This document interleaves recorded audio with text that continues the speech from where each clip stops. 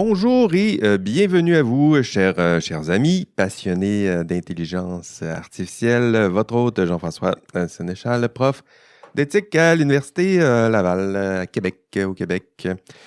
Comment allez-vous, chers amis? On vous a prévu un beau programme encore une fois cette semaine.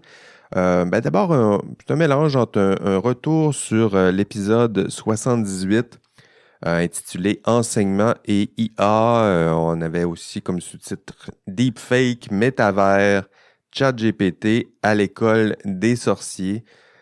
Voilà, des fois, là, je sais plus où je m'en vais avec mes titres. Ça ressemble un petit peu à tout et n'importe quoi, mais en tout cas, ça pointait déjà vers les thèmes de l'épisode. J'espère que vous avez eu la chance de l'écouter. Donc aujourd'hui, ça sera ça, un mélange entre un retour sur cet épisode-là, puis quelques actualités. L'épisode 78, rappelez-vous, c'était une rencontre avec... En fait, ça fait 2 semaines.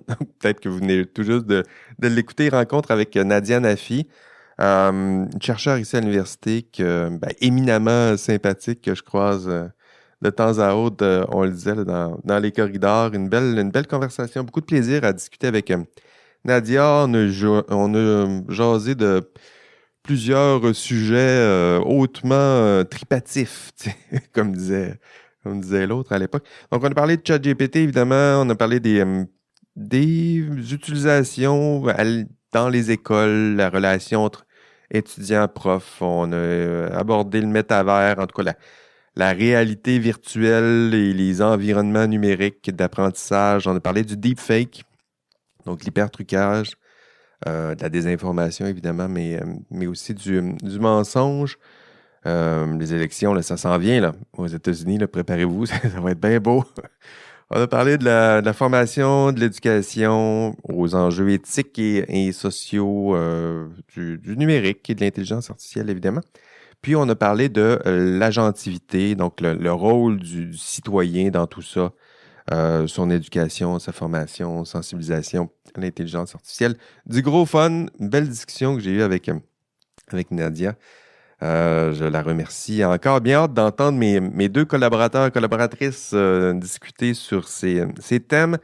Bon, je leur ai affaire de parler aussi d'actualité. Là, on verra quelle direction ils ont décidé de prendre. Donc, soit parler de l'hyper-enthousiasme technologique de Nadia ou parler de l'actualité en intelligence artificielle.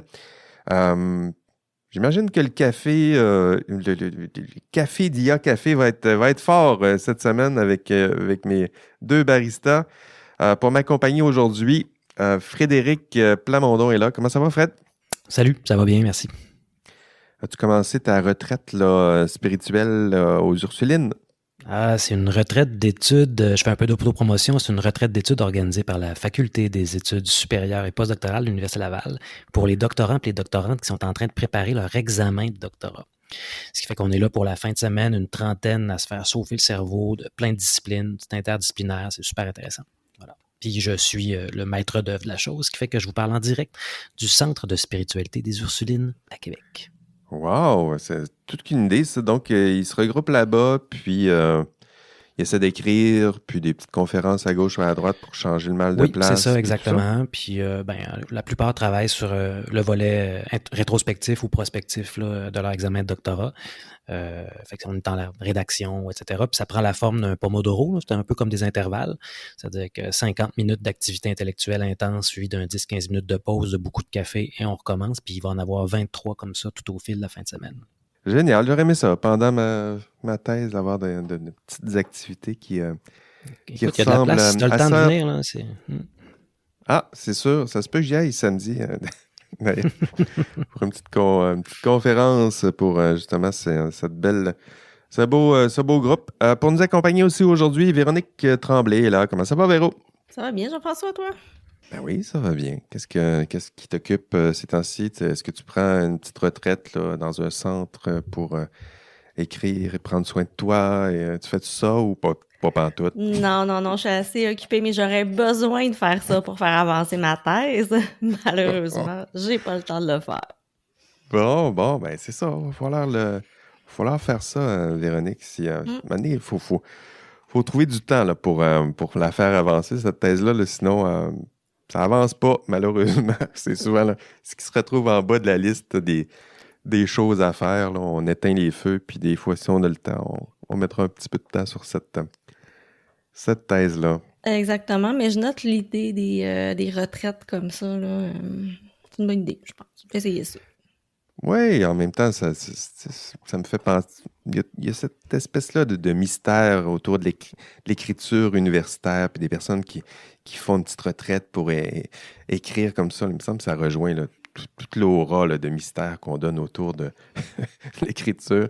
Souvent, là, ça se fait pas dans un cadre aussi bucolique. Là, ça se fait dans un bureau avec un bon café, puis on essaye, on fait ce qu'on peut avec ce qu'on a. Écoutez, on va commencer avec retour sur l'épisode 78. Donc, l'épisode avec Nadia Nafi.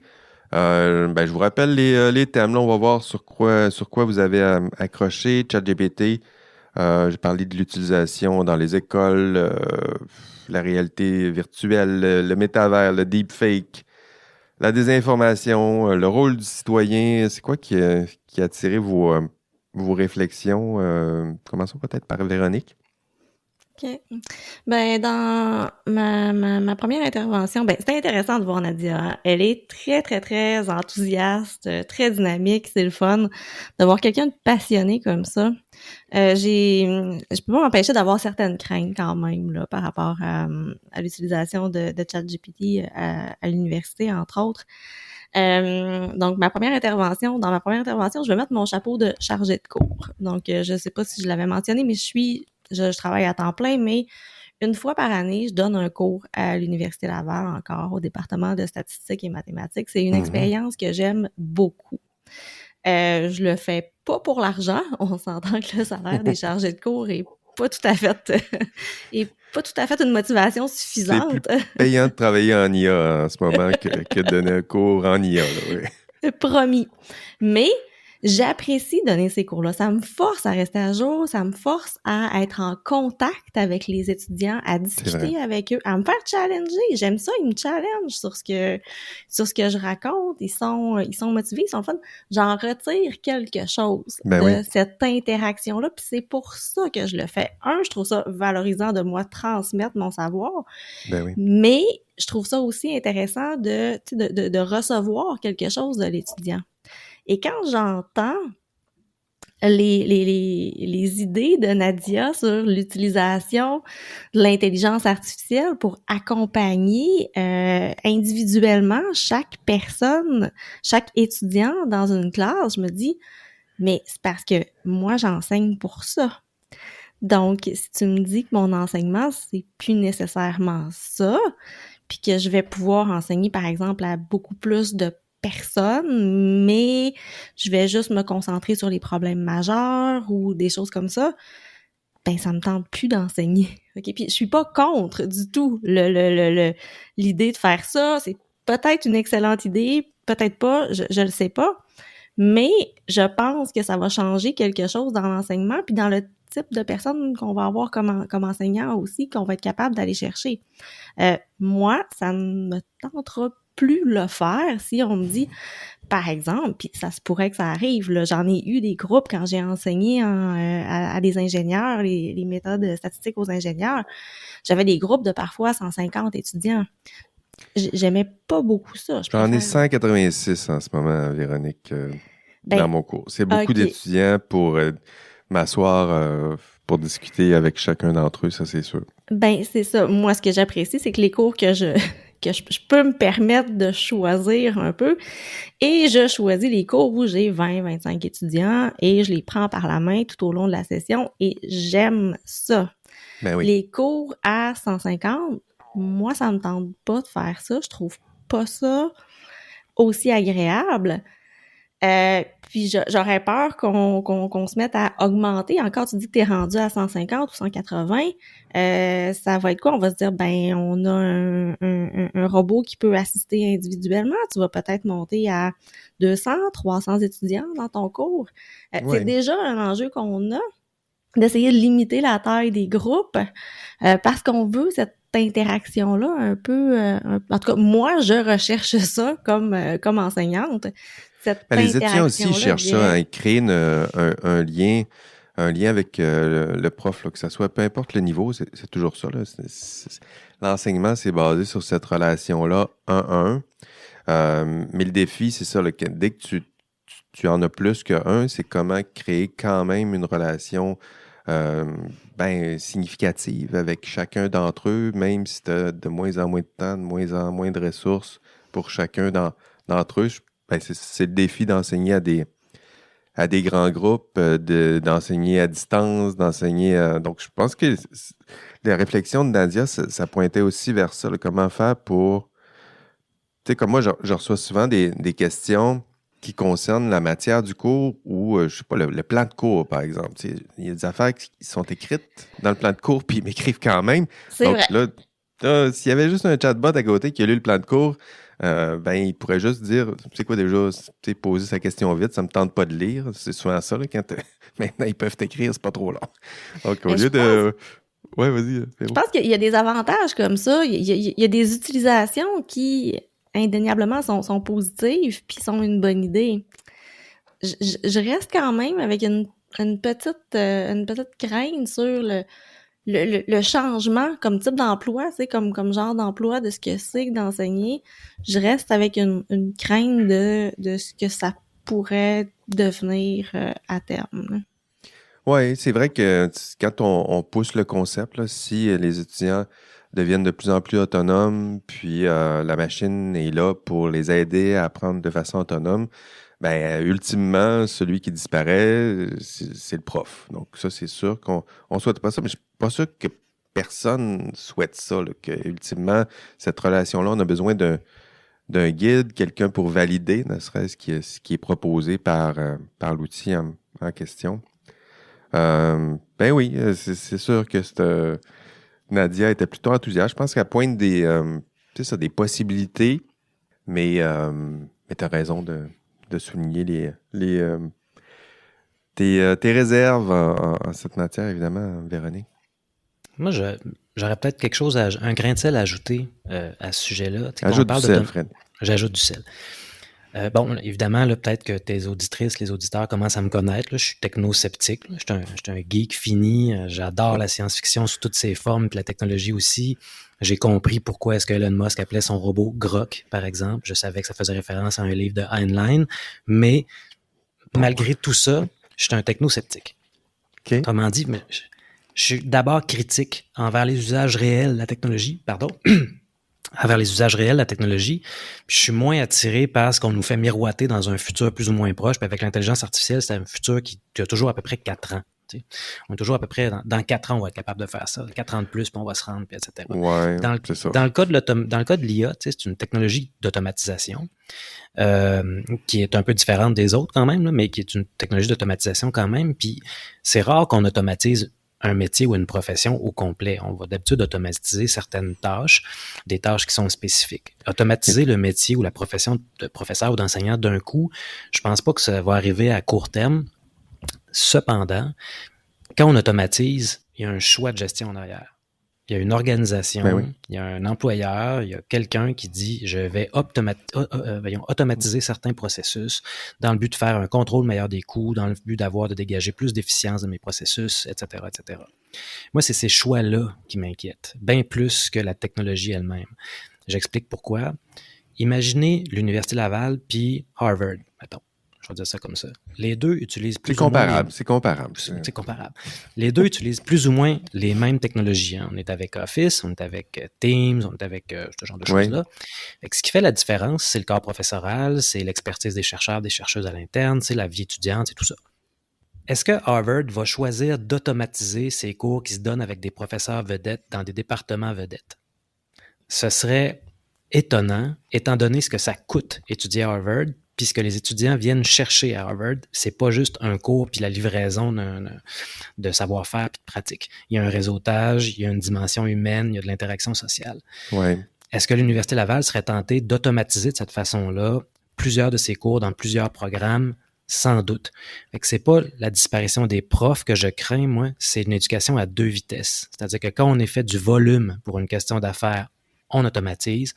Puis quand au contraire, ce qu'on veut, c'est avoir un service ou un bien qui est plus de luxe, au sens, dans ce cas-là, social du terme, c'est-à-dire qu'il va amener d'autres types d'avantages, notamment dans le réseautage, dans le capital social, puis ce genre de choses-là, ben là, on choisit de ne pas automatiser. Ce qui fait que des étudiants, des étudiantes qui sont en région éloignée, qui ont moins de sous, vont quand même avoir accès à l'éducation, mais pas une éducation nécessairement où ils vont avoir le même genre d'encadrement, puis le même genre de présence, puis le même accès au capital social, puis au capital culturel qu'ils seraient dans une classe où, au contraire, on paye beaucoup plus cher, mais les rapports sont humains. Puis moi, c'est plus ce genre de choses-là qui m'inquiètent. Donc, si tu veux avoir un vrai rapport humain, le vrai prestige qui est associé à ça, ben tu payes cher, tu vas dans des grosses universités, puis tu vas avoir juste un papier, un bac, ben on te forme avec les outils, on automatise tout ça, c'est plus rentable, c'est plus efficace. C'est plus rentable, puis d'un point de vue d'affaires, ça a beaucoup de sens. Là. C'est un contrôle des coûts, c'est plus d'efficience, ça va plus vite, etc., etc. Ça veut dire qu'on peut traiter un plus gros volume d'admission, un plus gros volume d'étudiants, puis etc., etc. Mais c'est les conséquences de ça, moi, qui m'inquiètent plus dans la mesure où, quand on est techno-optimiste, on a tendance à voir ce que la technologie fait ou peut faire dans ces cas d'usage, mais à perdre de vue, puis à dire on va faire une gestion de risque pour l'usage, mais à perdre de vue les enjeux qui sont plus collectifs, sociétaux, etc., etc. Puis on va souvent se défendre en disant oui, mais il y a des solutions techniques à ces éléments-là. Il faut juste faire preuve de bienveillance, il faut juste faire preuve d'éthique, mais on est incapable de déterminer un cadre de référence en éthique de l'IA qui soit digne de ce nom, sinon des cadres de référence qui sont honnêtement un petit peu édenté dans le cas de plusieurs types de systèmes d'intelligence artificielle. C'était ça mon belle réflexion. Fred, Véronique, est-ce que tu avais quelque chose à ajouter? Non, je pense que tu as raison. C'est vrai que c'est un choix aussi à un moment donné, là, puis les universités vont probablement peut-être se positionner là-dessus. C'est déjà le cas.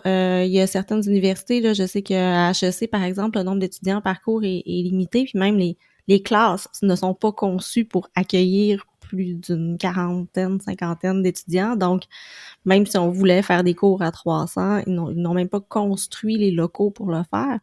Donc, c'est vrai que ça va être un choix. À un moment donné, les universités vont se positionner là-dessus. Puis, effectivement, tu amènes un bon point là, avec l'idée de l'éducation un peu à 2 vitesses là, qui arriverait à l'université aussi à un moment donné. Là. Oui, mais en même temps, si on pense en termes d'accès à l'éducation, ça semble être une solution intéressante. Mais des fois, j'ai l'impression qu'on est un peu... on entend le chant des sirènes. Là. Ça peut répondre à des besoins sociaux, comme celui de l'accès à l'éducation, par exemple, puis on va trouver une solution technologique pour répondre à ce problème-là.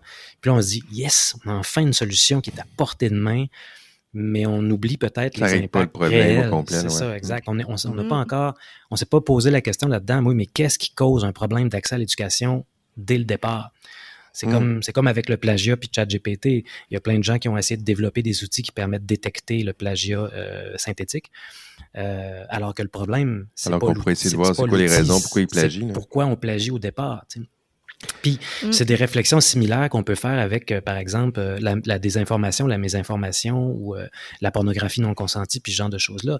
Être capable de faire un deepfake, quelqu'un qui était super bon avec Photoshop, pouvait arriver à le faire, ou avec d'autres outils, là, pouvait arriver à le faire, mais c'était long, c'était compliqué, ça demandait des choses. Maintenant, plus de monde peuvent le faire, mais le vrai secret de ça, c'est surtout que c'est vraiment, vraiment facile de diffuser ce qu'on a produit. Puis là, c'est pas tant le système d'intelligence artificielle qui fait le deepfake qui est problématique que les réseaux sociaux qu'on n'est pas capable de réglementer. Oui, ça fait partie de... On s'éloigne un peu du sujet, mais effectivement, les réseaux sociaux, c'est une grosse partie de la donne du casse-tête là, quand on essaie d'encadrer l'intelligence artificielle ou ces technologies-là qui tournent autour de ça. Encadrer les réseaux sociaux, on n'y est pas encore arrivé totalement, puis on ne sait pas très bien comme où se lancer avec tout ça. Fred, c'était plus encadré qu'on est encadré dans le moment. Ben oui, c'est vrai. Fred, toi, on est parti dans cette voie-là. Toi, sur l'entrevue avec Nadia, est-ce qu'il y avait quelque chose d'autre qui avait attiré ton attention? D'abord, je salue Nadia, que je connais aussi également, puis dont je salue aussi l'enthousiasme, mais que je ne partage pas, pour le dire très honnêtement, au sens où, oui, on se retrouve sur plein de choses, puis ça prend quand même un laboratoire pour tester ces technologies-là, je veux dire, in the wild, là, je veux dire, pour vrai. Puis dans ce sens-là, le travail de Nadia est nécessaire, au sens où ça prend des laboratoires pour tester effectivement des applications. Oui, c'est intéressant, en fait, ça, souvent des laboratoires avec plein d'étudiants, puis on teste des technologies, on essaie de voir, c'est intéressant cette démarche-là. Puis ça, il faut le faire. Là. On n'a pas le choix. Il faut être capable de mesurer les impacts de ça. Puis ça prend un test là, réel. Il n'y a aucun doute là-dessus. C'est des initiatives que je salue puis auxquelles j'ai bien hâte de pouvoir participer aussi. Mais moi, c'est plus sur ce qui m'intéresse plus, c'est l'idéologie ou la philosophie ou les perceptions qu'on entretient par rapport aux technologies numériques, notamment à l'intelligence artificielle, puis à ce que je vais appeler le techno-optimisme. Puis de mon point de vue, le techno-optimisme, un de ses principaux problème, parce que j'en vois plusieurs, c'est que ça nous rend vraiment complaisants envers les grands développeurs. Ça fait qu'on a soudainement besoin d'eux autres tout le temps pour régler une série ou un ensemble. Ça crée une dépendance. Ça crée une dépendance. C'est eux autres qui ont les données, c'est eux autres qui ont la technologie, c'est eux autres qui ont l'expertise. C'est ça, exactement. Puis aussi, c'est eux autres qui sont capables le mieux de gérer le risque associé aux technologies qu'ils développent. Puis ça, ce que ça fait, c'est que ça fait qu'il y a tout un discours sur la place qu'on veut que ces technologies-là prennent dans notre société. Donc, un discours qui est fondamentalement, qui porte sur des questions éthiques, par exemple, qui soudainement est de plus en plus déplacé dans le créneau des expertises en technologie. Fait que, par exemple, qui je suis, moi, j'ai étudié en philosophie, en théorie du droit, puis là, je fais un doctorat en relations industrielles management, mettons. Je suis qui, moi, pour parler d'algorithmes alors que je ne sais pas compter? Je suis qui, moi, pour parler d'intelligence artificielle alors que je ne sais pas coder? Je suis qui, moi, pour parler d'apprentissage automatique puis des problèmes qu'il y a en arrière de ça, alors que j'ai jamais joué dans une base de données. Je veux dire que je suis pas capable de faire des régressions. Fait que je suis qui, moi, pour en parler? Puis moi, je peux, dans ce sens-là, je représente un gros paquet de monde. Si je veux savoir quoi faire avec ça, puis si je veux savoir comment il faut l'encadrer, j'ai pas le choix. Il faut que je me tourne vers des expertes puis des experts. Mais quand le discours public passe à un niveau où on dit quelque chose comme « on va consulter le public », mais by the way, dans les comités où est-ce que le public n'est pas là, on parle surtout avec des experts et avec des ingénieurs en informatique. Là, c'est toute la question de l'éthique devient plus une question de sécurité informatique. Fait que toutes les questions d'éthique passent dans le champ du AI safety puis de la gestion du risque. Puis là, c'est un peu problématique parce que ça veut dire que justement la vision plus globale des impacts sociaux de ces technologies-là ont tendance à passer dans le tordeur du génie informatique ou dans le tordeur de la statistique ou ce genre de choses-là. Puis, ne devient qu'un problème éthique. Et tout devient, c'est-à-dire qu'on se concentre sur le champ des problèmes éthiques là, qui peuvent être résolus avec plus des de technologie. techniques. Ouais, c'est ça. Puis je lisais un texte dans Le Devoir qui est paru hier, justement, puis c'est tout à fait caractéristique de ça. C'est pas que ce que les auteurs disent dans le texte est faux. C'est juste que ça transforme toutes les considérations et les inquiétudes de ceux et celles qui sont appelés à être influencés par ces systèmes-là en espèce de folklore technologique. Puis c'est réduit à de la résistance au changement, comme si on ne pouvait pas avoir des positions claires, politiques, valables envers ces technologies-là, puis qu'il fallait absolument manipuler les gens pour créer une IA de confiance, pour passer à travers la résistance au changement, pour faire adopter. C'est tous des discours qui vont satisfaire les arguments des grands développeurs pour justement, après ça, dire, écoute, si tu lèves une taxe, si tu veux venir nous encadrer, tu vas freiner l'innovation, puis là, on fait peur avec ça, puis etc. Fait que c'est pour ça que le techno-optimisme, moi, je m'en méfie beaucoup dans ce genre dans ces prolongements, je dirais ça comme ça. C'est pas que je ne l'achète pas, c'est juste sceptique ou techno-réaliste? On est rendu où là, dans le spectre? Là? Je suis vraiment pas un techno-pessimiste. Moi, je vois pas la fin du monde demain, là, puis je pense pas qu'on est en train de se dénaturer, pas du tout. Au contraire, je pense qu'il y a plein d'applications super intéressantes. mais je me considère comme un techno-réaliste ou un techno-sceptique. Puis je pense on peut pas réfléchir l'IA puis ses impacts. Là, je parle pas d'IA générative, là, je parle aussi des systèmes d'optimisation prédictive, de reconnaissance faciale, puis tout ça, qui sont bien moins avancés, je pense, que l'IA générative, mais qui sont vendus comme étant des équivalents, là, alors qu'ils ont beaucoup de problèmes eux autres aussi. C'est vite de l'intelligence artificielle. Là. Ouais, c'est ça. Ben, moi, je suis plus un techno-réaliste, puis je pense qu'on peut pas penser l'intelligence artificielle sans la penser dans l'industrie de l'intelligence artificielle. Puis ça nous échappe. On a tendance à beaucoup se concentrer sur les usages de la technologie, alors qu'il faudrait se concentrer sur l'industrie, comment elle fonctionne. Puis on le sait que c'est pas sain, cette industrie-là. T'as raison. Très profond, oui. Vas-y, Véro, oui, c'est parce qu'il y a beaucoup d'éléments qui viennent me chercher dans ce que, que tu racontes, là, sur l'idée que l'éthique est souvent ramenée en entreprise à des questions de sécurité ou des questions de conformité réglementaire. Ah oui, c'est sûr. Ou des questions de risque réputationnel. Donc, les questionnements éthiques deviennent rapidement une question de gestion des risques. Donc, est-ce qu'on a un risque au niveau juridique? Est-ce qu'on a un risque au niveau de la sécurité? Est-ce qu'on a un risque réputationnel? Est-ce qu'on a un risque opérationnel? Donc, ça devient plus, ce n'est plus un questionnement comme ce que devrait être l'éthique. Ça devient vraiment une gestion des risques. Et si le risque est minime, ben Puis des risques aussi qui peuvent être gérés à l'aide d'outils technologiques. Là. Donc, on ne se questionnerait pas sur des risques, le risque existentiel ou le risque, tu sais, non, c'est le risque de perdre quelques données, peut-être. Là, OK, ben ça, c'est un problème technique, ça peut être abordé par nos experts, ça fait partie du champ sur lequel on peut se permettre de réfléchir. Oui, ou le risque que ça sorte dans le journal à un moment donné, puis ça, ben, on va le gérer avec les communications. Mais oui, il y a toutes sortes de façons de gérer ce risque-là. Puis effectivement, une des façons qui est assez prisée dans l'industrie, là, c'est vraiment l'aspect technique, de mettre l'aspect technique, puis de mettre du contrôle aussi, mais du contrôle au niveau de normes techniques. Donc pas, tu sais, quand on parle de normes, d'ailleurs, j'aimerais ça pour revenir là-dessus, là, j'ai pas eu le temps de la lire encore, mais il y a une norme ISO qui est sortie pour l'intelligence artificielle. J'ai bien hâte de voir ça, là. Il faut que je la lise pour voir de quoi ça a l'air, mais je suis pas mal convaincue qu'on arrive avec des choses très techniques là-dedans et qu'on met de côté le reste. Puis j'ai l'impression que ça donne un faux sentiment de sécurité aux gens, tu sais, de se dire, ah ben, moi, je respecte la norme ISO, donc je suis correct avec mon C'est quoi ISO 9042? 42001. C'est la dernière qui est... Je savais qu'il y a un 42 à quelque part. Ouais, c'est ça. Ils en ont sorti deux juste autour de Noël. Là, il y avait la ISO IEC 42001 qui est sur la gestion des systèmes d'intelligence artificielle.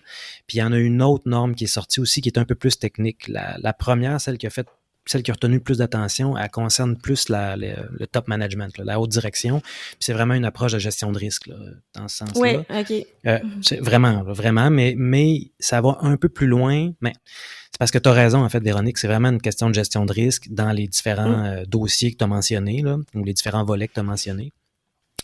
Puis l'enjeu là-dedans, c'est que c'est pas on dit pas à la compagnie t'es pas éthique. On dit à la compagnie, il faut que ta réflexion éthique soit cohérente avec ton modèle d'affaires. Puis notre norme ISO te dit pas quel choix faut que tu fasses à ce sujet-là. Te dit juste qu'il faut que tu sois cohérent avec ça. Puis la norme ISO est faite pour être relativement proche de le AI Act là, qu'on a, la loi sur l'IA là, dans l'Union européenne, mais pas tout à fait. Il y a des écarts qui vont probablement corriger. Mais ça laisse au top management la discrétion d'agir ou pas de manière éthique, si on veut. Fait que, tu sais, c'est pour ça que je disais, éthique, ça veut dire qu'ils se sont donné des valeurs et ils se sont donné une orientation. Alors, on prend des décisions qui sont cohérentes avec ces différentes valeurs, y compris la profitabilité. Là, ça fait partie des valeurs. Oui, puis, si on est cohérent, on est ISO... on a reçu notre certification. On a reçu notre ISO 42001, mais c'est ça, en même temps, on ne peut pas s'attendre à autre chose. C'est des compagnies, ils ont une visée de performance organisationnelle qui est super importante. C'est pour ça que je dis qu'on ne peut pas réfléchir à ces enjeux-là sans penser comment l'industrie fonctionne. Mais les normes, c'est souvent comme ça que ça marche. Ça te donne une... Ah, vous avez entendu? Je suis au travail. Des fois, ce que j'allais dire, c'est que les normes, ça met souvent c'est le minimum acceptable. Là. C'est-à-dire que tu dis, en dessous de ça, c'est mal avec un grand M. Là. C'est illégal, ça se fait pas, ça répond même pas aux standards de l'exercice ou aux standards techniques.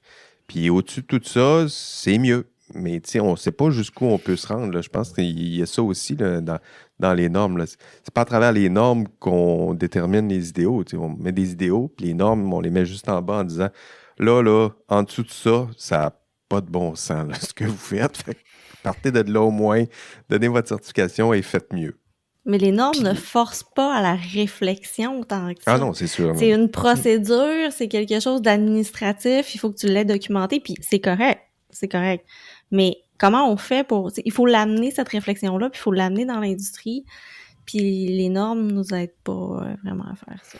Non, puis il y a un autre danger, ou en tout cas un risque. Un danger, c'est peut-être un peu trop fort, mais il y a un risque que je vois là-dedans aussi, là, c'est que présentement, si on réfléchit l'éthique de l'IA ou si on se laisse aller au techno-optimisme puis qu'on est complaisant envers les grands développeurs, ce que ça fait, c'est que les grands développeurs se mettent à déterminer les normes de l'industrie, puis les autres organisations suivent. Puis dans un contexte comme ça de développement technologique à la vitesse de la lumière, je suis pas sûr que ce soit une approche qui soit très payante pour les plus petites et les moyennes entreprises, puis ceux qui font vraiment de l'innovation de terrain, qui essaient de tirer leur épingle du jeu dans ce contexte-là.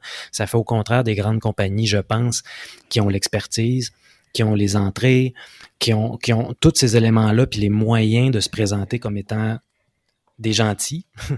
Puis un paquet de petites compagnies qui n'arrachent à essayer de venir. Fait que, si on veut vraiment soutenir notre écosystème, de l'IA au Québec notamment, mais je suis pas sûr que le techno-optimisme, ce soit la meilleure stratégie à moyen terme.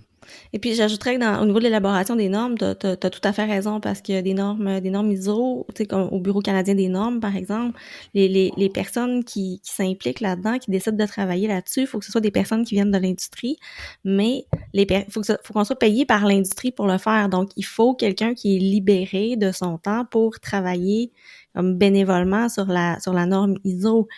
Les seules entreprises qui ont les moyens de faire ça, c'est les Google, Microsoft, Facebook de ce monde. Donc, ces normes-là sont effectivement complètement guidées par la grande industrie, là. C'est ça. Puis, c'est ça. Moi, je pense que le techno-optimisme est à la faveur de ces grands joueurs-là, puis que c'est ça qu'ils veulent vendre. Qu'on écoute Sam Altman, puis qu'on écoute soudainement le gars de Apple qui se promène avec son casque dans son bureau. Ce qu'ils vendent, c'est ça, là. Fait que c'est ça. Ils vendent du plastique, ils vendent des affaires. Donc, oui. Écoute, je vous l'avais dit que le café allait être fort. Véronique, on va refaire peut-être un deuxième tour de roue, ou, à moins que ça vous tente d'aller tout de suite dans les actualités. Véronique, est-ce qu'il y avait d'autres choses qui avaient attiré ton attention avec l'entrevue de Nadia? J'apporterais peut-être un autre petit point, là, mais je me sens un peu comme Fred qui dit que quand il sent qu'il dit je suis qui pour me prononcer alors que je sais pas faire une régression, ou sur ce type de sujet-là, c'est plus social un peu, puis je suis qui comme statisticienne pour me prononcer sur ces questions-là. Donc je me sens un peu de la même façon, là. Mais au moins, vous faites un effort vers l'autre. Là, moi, je le vois aussi dans vos réflexions. C'est-à-dire, il y a Véronique qui elle enseigne les maths, mais elle réfléchit à ces enjeux-là. Elle essaye d'articuler. Il y a un vrai dialogue avec d'autres personnes qui ont cette expertise-là. Vous ferez de la même façon. Régression, c'est pas compliqué. Là. Tu demanderas ça à ChatGPT, va t'affaire ta régression. Si tu as envie de t'adresser à un être humain, tu peux m'appeler aussi, Fred. Oui, c'est ça. C'est noté, c'est vraiment noté. Je vais parler de la règle de 3 à ChatGPT, puis pour la régression, je vais aller te voir.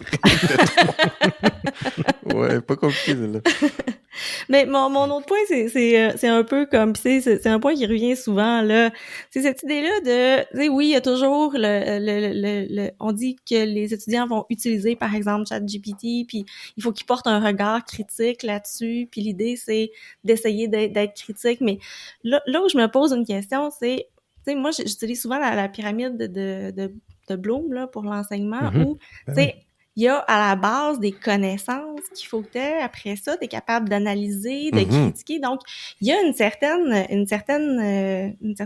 pas une hiérarchie, mais une certaine suite dans l'acquisition des connaissances. Puis je me demande jusqu'à quel point les gens vont rester capables d'avoir un regard critique si ils n'ont pas fait l'effort à plusieurs reprises de passer par l'étape de l'analyse un petit peu plus. Donc, je m'interroge pour vrai, pas tant pour les personnes comme moi qui ont déjà appris à le faire et qui l'utiliseraient présentement, mais sur ce que ça va changer si les personnes qui sont formées à l'université essaient comme aussi rapidement que ça de passer à l'étape où j'essaie de critiquer une analyse qui a été faite plutôt que je fais l'analyse moi-même. Donc, j'ai une petite inquiétude. Mais c'est sûr qu'on peut pas, je pense pas que la technologie peut nous permettre de faire des bons prodigieux comme ça, là. C'est-à-dire que tu dois d'abord partir de la base des connaissances. Mhm. Si on prend l'apprentissage d'une langue, ben tu fais pas de l'analyse critique d'un texte savant en français au point de départ. Il faut d'abord que tu apprennes à l'écrire, là. Donc, tu Mhm. apprends à l'écrire. Si tu prends ChatGPT pour écrire ton texte-là, ça marche pas parce que tu n'apprendras jamais à écrire. Donc, C'est tu sais, ça. au début, ça prend des connaissances.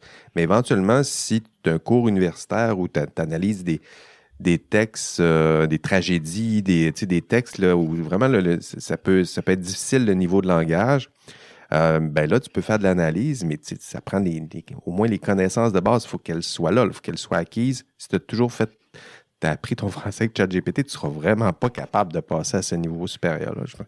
Donc, Tu vas il y dire a crucial vraiment souvent aussi et en résumé. Oui, c'est sûr.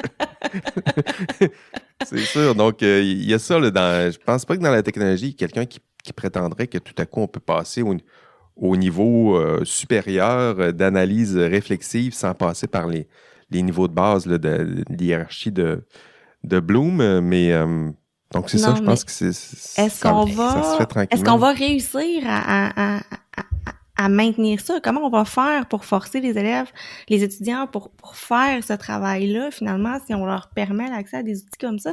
C'est ce bout-là qui... Ben, c'est sûr qu'il y a des Moi, contextes ou des cours où tu dois l'interdire. Tu sais. Moi, c'est- si j'enseigne l'anglais en ce moment, euh, ben, tu peux pas tu peux pas le permettre. Il est juste trop bon là, dans sa rédaction en anglais, là, ces outils-là. Donc, si tu veux que la personne apprenne, tu sais, que le savoir soit dans sa tête à elle, là, pas sur l'outil devant elle, ouais. ben, elle doit apprendre l'anglais. Puis là, tu fais tes examens, tes exercices, pas de PC, pas rien. Bon, peut-être un petit PC parce que tu t'écris tout croche, tu n'as pas une belle main comme moi, là. Mais faut le faire. Faut qu'il apprenne à la dure, à l'ancienne. Faut que ça fasse mal parce c'est un que peu vieux sinon, ça jeu, rentre là. pas, là. C'est un peu vieux Ouais, jeu c'est quand même. ça. Mais est-ce C'est qu'on a l'air ringard, là, vieux un jeu? peu. Ouais, c'est ça. Est-ce qu'on a l'air de vieux jeu quand on Ben, dit, c'est-à-dire que quand on pas dit pour ça? apprendre, peut-être pour évaluer si la personne, quand on arrive pour évaluer si la personne a cette connaissance-là, c'est pas moins de l'évaluer. C'est compliqué de savoir ce qu'elle a dans sa tête, là. Donc, quand tu arrives à l'étape d'évaluer, peut-être pour l'apprentissage, si tu lui donnes accès à ChatGPT ou tu écris tes textes tout seul, fais-les réviser par ChatGPT, fais-toi suggérer des pistes d'amélioration, essaie de t'améliorer. Là, ça peut l'aider dans le processus d'apprentissage. Mais au moment où tu évalues, est-ce que cette personne-là a les connaissances ou pas? Il faut se trouver des façons à l'ancienne de vérifier ça, là. Mais pour l'instant, moi, je vais pas jusque-là, mais tu sais, en fait, oui, mon intuition va dans le même sens que vous autres, mais je m'en retiens parce que c'est encore très tôt pour être capable de voir si ça a des impacts, là, quels sont les impacts de ces outils-là, là. Mais j'ai vu une étude passer vite, là, puis peut-être que je pourrais retrouver la référence, mais ils se sont rendus compte que les gens qui étaient vraiment très bons en anglais, en fait, là, plus que, parce que ceux qui sont capables de parler l'anglais de manière comme langue maternelle sont systématiquement favorisés par ce genre d'outils-là, qui répondent mieux à leurs commandes, puis etc., etc. Mais on s'est rendu compte qu'il y a des gens qui avaient peu de compétences en langue. Leurs compétences montaient rapidement en utilisant ces outils-là. C'est comme s'ils leur fournissaient un modèle, soit un exemple de comment structurer un texte, mais qui n'allait pas plus loin, mais qui atteignait une compétence qu'ils n'avaient pas atteinte jusque-là, alors que ceux qui sont plus forts dans le discours l'utilisaient pour gagner du temps. Fait que donc, les effets sont pas les mêmes. Mais là, moi, ma réflexion va dans le moment, c'est plus du côté des conditions de travail. Pourquoi est-ce que des professeurs, des étudiants, des chercheurs utilisent ces outils-là dans un contexte d'enseignement? Puis tu sais, c'est des technologies d'automatisation. même si c'est probabiliste ou stochastique, ou en tout cas, c'est des technologies d'automatisation quand même. Puis ce qu'on est capable d'automatiser, c'est quand même des choses dont on est capable, par un moyen ou un autre, d'identifier une forme de processus, soit que ce soit parce qu'on est capable de le décrire de manière fonctionnelle, ou soit que ce soit parce qu'on est capable d'établir une espèce de probabilité de c'est quoi la prochaine étape ou le prochain mouvement, là, mais on va quand même faire quelque chose qui est processuel puis qui est assez standardisé. Fait que ce que ça me dit quand un étudiant utilise ChatGPT puis qu'il ne veut pas me le dire, donc qui est en train de l'utiliser pour gagner en efficience, ça me dit surtout que mon processus d'évaluation est standardisable. Ouais. Puis là, c'est là que je devrais me questionner, puis c'est là que je pense qu'on devrait avoir peut-être une réflexion collective sur quelles sont les conditions de travail qu'ont les enseignants et les enseignantes qui fait en sorte que ils ont fini par demander des types de travaux particuliers pour contrôler les compétences, pour évaluer les compétences des étudiants, que la machine peut maintenant automatiser. Tu sais, je veux dire, l'essai, la dissertation, ce genre de choses-là, c'est quelque chose qu'on peut faire remonter jusqu'au Moyen Âge, mais dans les faits, c'est au début des années, c'est 1930, quand justement il y avait un autre mouvement d'automatisation, si on veut, il y a eu un déplacement de la main-d'œuvre. Cette main-d'œuvre-là allait vers les services, ça veut dire qu'il y avait de plus en plus de monde qui allait à l'école pour apprendre des professions libérales ou des sciences humaines, sciences sociales. Fait qu'il y avait beaucoup plus d'étudiants, il fallait trouver une façon d'évaluer leurs compétences de manière efficace, efficiente.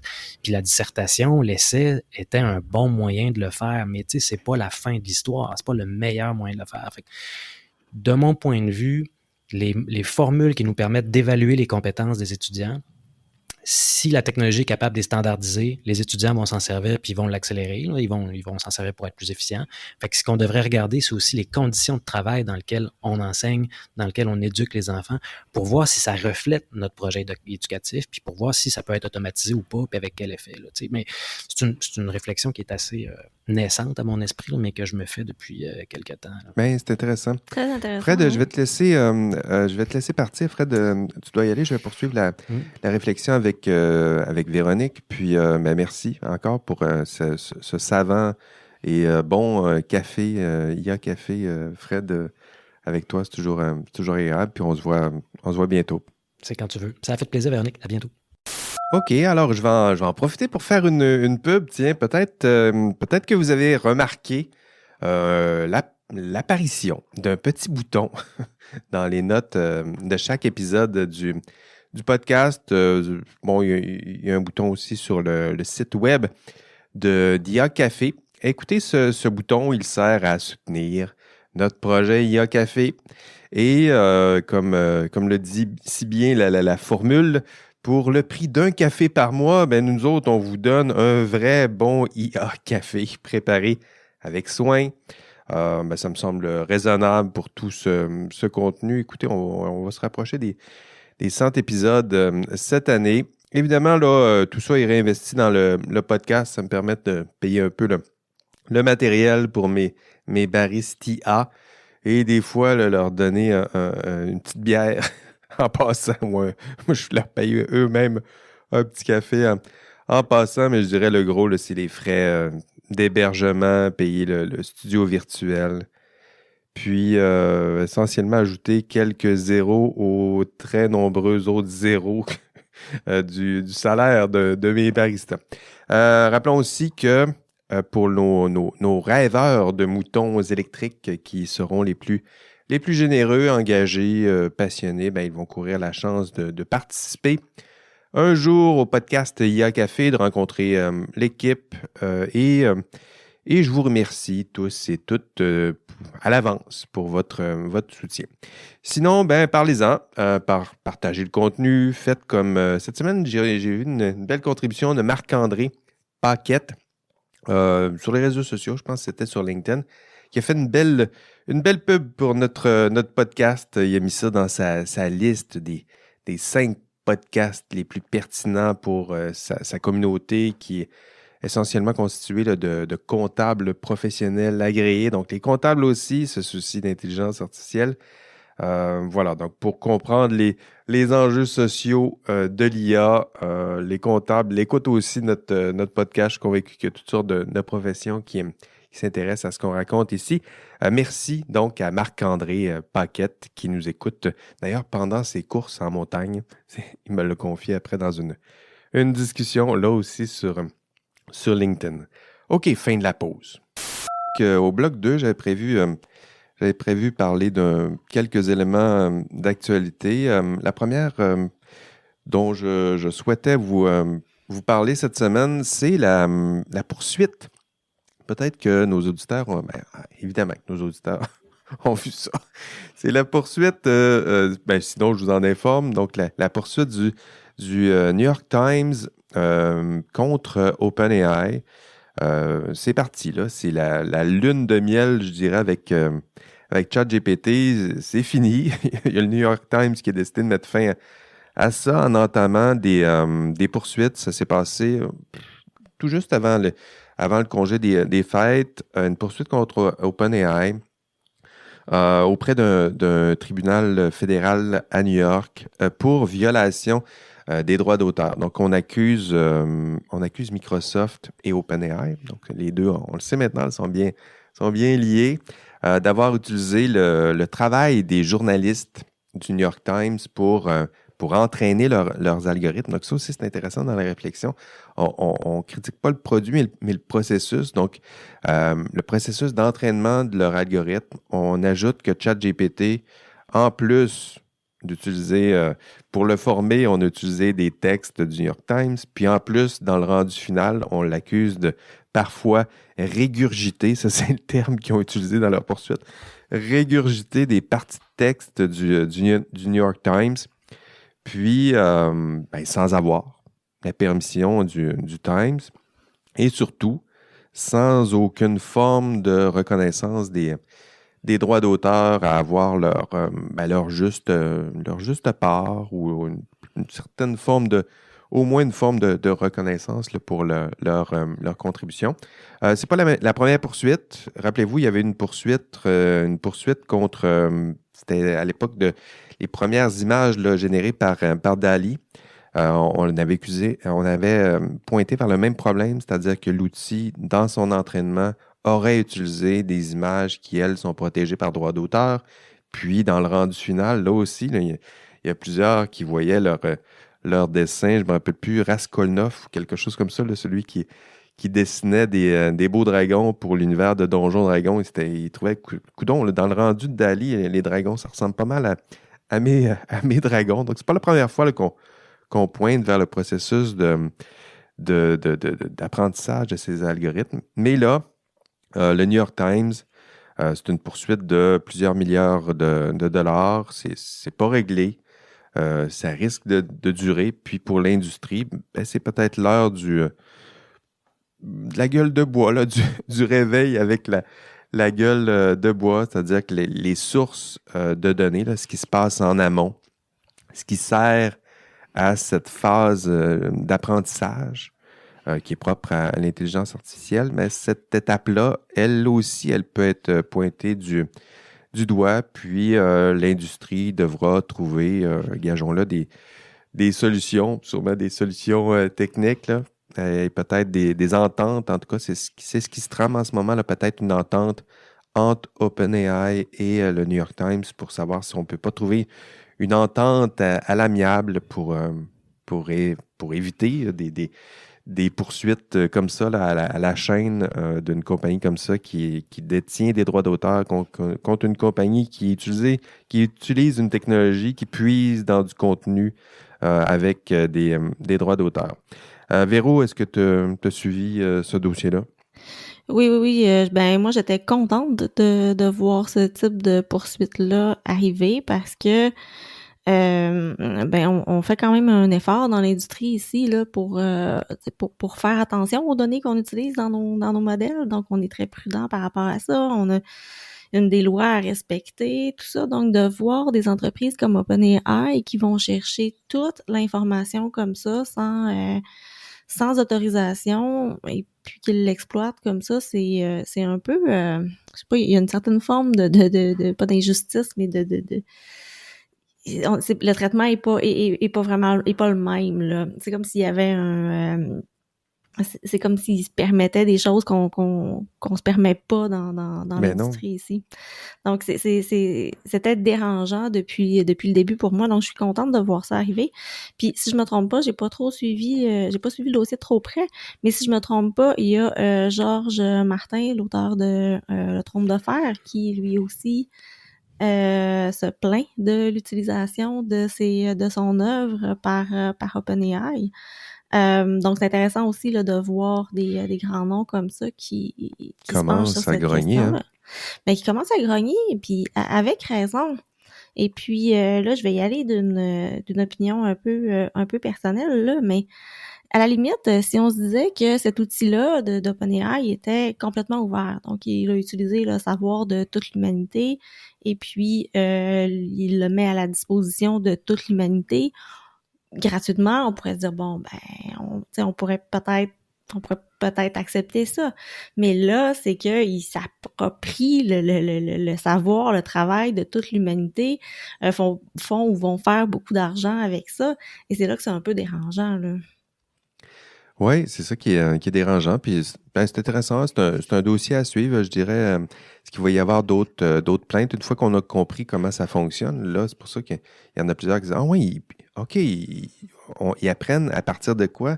À partir des images existantes. T'as peu, j'ai déjà produit des images, des dessins, des photos. Ah oui, ils apprennent à propos des textes. T'as peu, j'ai déjà publié des textes importants. Ça veut dire donc, on va avoir des poursuites. Probablement plus fréquente en cette matière. Puis pour revenir à Georges R. Martin, qui a publié le Trône de fer, ben c'est peut-être pour lui la seule façon de terminer sa série de livres. Il n'est pas capable. Il n'est pas capable. Peut-être qu'avec l'aide de ChatGPT, il va s'en sortir. Ça fait des années. Écoute, ça fait 30 ans qu'il a sorti son premier livre. Là. Moi, j'ai attendu le 5 pendant des années. Donc, voilà. Peut-être, on a peut-être une solution technique intéressante pour le sortir de sa dépression au pauvre Georges. La deuxième actualité que je voulais vous entretenir puis informer peut-être nos auditeurs, c'est le lancement, ça fait quelques semaines, du fameux GPT Store, donc ChatGPT, mais DALL-E, les deux outils existaient, mais les différentes variantes, il y a plusieurs personnes qui puisent, qui maîtrisent suffisamment ce langage-là ou l'informatique pour créer leur propre version. Puis là, ben, il y en a une tonne, je dirais. Là. Donc, il y a 2 semaines, OpenAI, il a publié son GPT Store, donc une boutique. Ça ressemble à une boutique d'applications, un peu comme le App Store chez Apple. Rappelez-vous au début, là, comment, avec nos iPhones, comment on était content d'utiliser plein d'applications, puis trouver des applications, des jeux. Tout ça, ça ressemble un peu à ça. Des applications, des variations, je dirais, autour de ChatGPT, puis DALL-E. Donc, des applications pour vous accompagner dans tout ce que vous souhaitez faire, que ce soit vos tâches d'écriture, il y a des applications de création visuelle, création vidéo, création audio.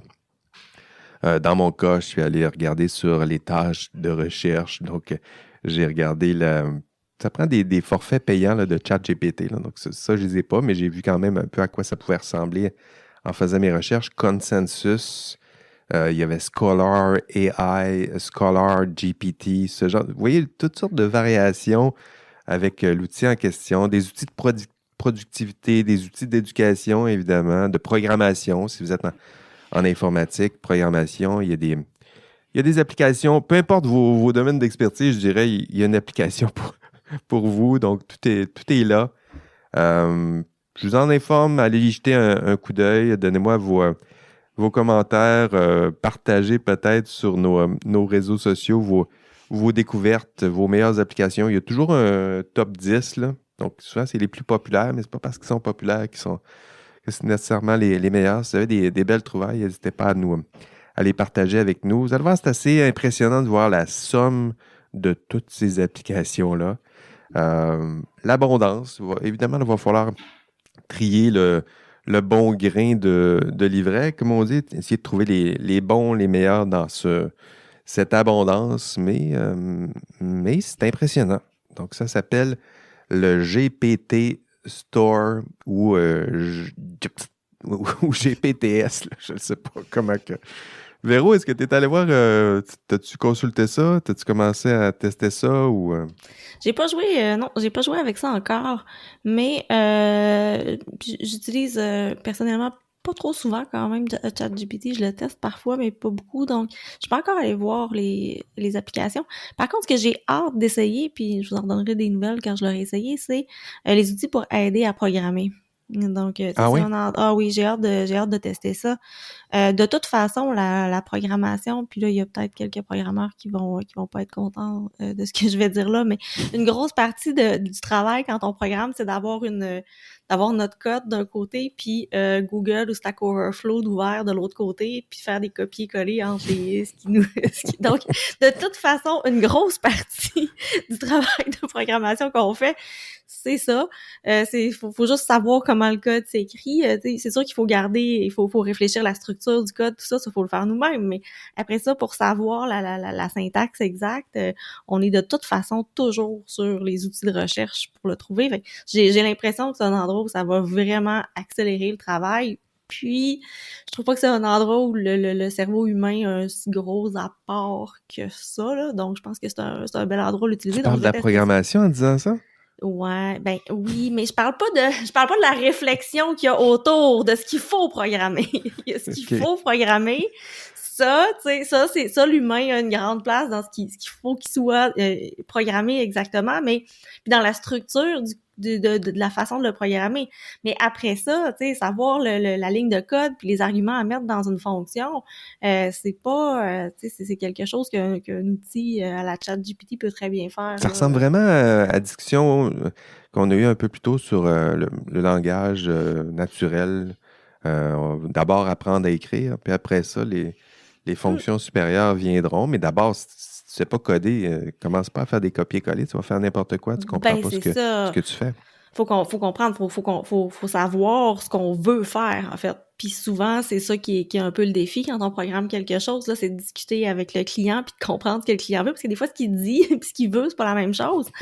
Donc, il y a un travail qui est très humain il y a cette partie-là qui requiert vraiment un humain, parce que si le client dit lui-même à ChatGPT ce qu'il pense qu'il veut, là, ça fonctionnera pas. Donc, il y a un morceau qui est humain là-dedans, mais après ça, tu sais, pour le reste, ça ressemble à utiliser un correcteur d'orthographe, là, de venir, puis j'ai l'impression que je vais me faire lancer des pierres là-dessus par certaines personnes.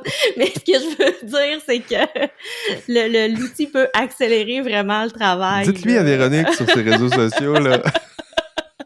Qu'est-ce que tu racontes là sur notre travail, Véronique? Oui, c'est ça. Ouais. Bon, ben, écoute, merci Véronique. On va voir si ton rant va faire autant de bruit que la dernière fois.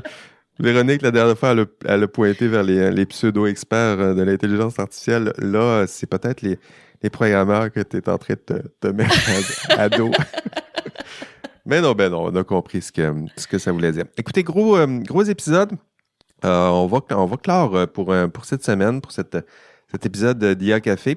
D'abord, merci à Nadia Nafi qui a accepté de participer à notre épisode 78. J'espère qu'elle aura la chance d'écouter nos réflexions, analyses. Je sais qu'on est parfois un peu critique de l'enthousiasme de certains pour l'intelligence artificielle. Puis, c'est certain qu'elle pourrait s'en offusquer un peu, mais je le vois comme un retour du balancier. Hein. On s'enthousiasme, puis on se calme.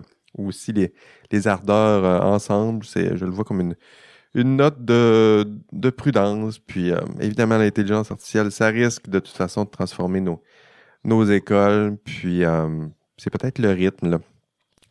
Puis la vitesse de cette transformation, puis faut parler de tout ça et des balises qu'on doit imposer pour s'assurer de se rendre à bon port, là aussi, en matière d'éducation. Donc, merci à mes généreux collaborateurs, collaboratrices cette semaine, mes baristia. Merci à Fred Plamondon qui a dû nous quitter un peu plus tôt. Merci à Véronique Tremblay. Merci, Véro. Merci. Merci également à vous, chères auditrices, chers auditeurs d'IA Café. Ce sera tout pour nous. Votre hôte, Jean-François Sénéchal. Merci encore d'être si nombreux à nous suivre dans notre enquête sur la recherche en intelligence artificielle. On se revoit au prochain épisode. Et d'ici là, on rêve peut-être de moutons électriques. Allez, bye bye.